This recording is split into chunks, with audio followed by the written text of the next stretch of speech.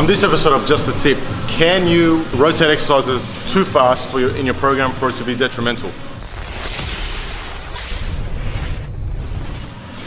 So there's obviously the training principle of specificity and also of variability, and they both say, well, specificity says that for your program to be optimal, it needs to mimic and work towards what you are trying to actually achieve. So if you're trying to become the best squatter and you're trying to get your 1 RM squat, your max squat up, then it's important to constantly practice heavy squats.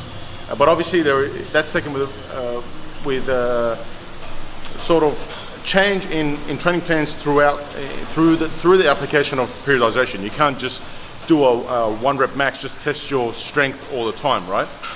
The other principle of training is the principle of variation or variability, and that is that by changing the stimulus of the exercise around, then you can sort of prevent a stall in progress and be able to get better results throughout your training periods as you progress more and more through the weeks, through the months, through the years.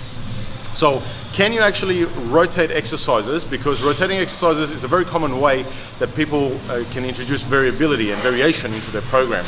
And this is typically done by maybe every couple of weeks, changing an exercise around to something completely different.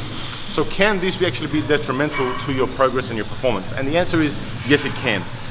If an exercise, the more an exercise is a compound movement, the more it is a technical movement especially, the more it needs to stay before you actually change it. If you change it all the time, what happens is the body doesn't get adjusted and doesn't get any adaptations or build any adaptations to the movement pattern of that exercise, to the muscle groups that get called upon in that exercise, and the technical proficiency of that lift doesn't get developed. For the purpose of hypertrophy, it's also detrimental, because when an exercise is more technical, when an exercise is more compound especially, it takes longer for the body to adjust, as I said, to that technique. And adjusting to that technique means calling upon new muscle fibers and new muscle groups. And if you change the exercise before the body has had a chance to adapt to and be able to call upon these new fibers to actually do the work regularly, then it's too late. Like you've basically prematurely changed the exercise into something else that uses different muscle groups, different muscle fibers from different angles and things like that. And in the long term, it can actually be detrimental. Something simpler though, so for example, like bicep curls, you can change that much more regularly because it's not technical.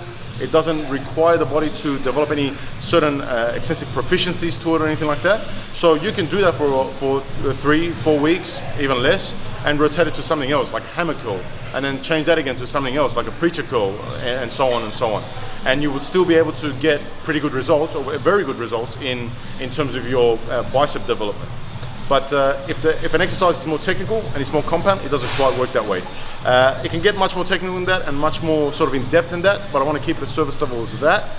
It's just something that I see that gets done probably incorrectly, and I wanted to make sure that some of you guys out there know about it so that you don't make the same mistake and have a better training progression over the long term. Hope that helps out. On this episode of Just a Tip, we're talking about balance in the bottom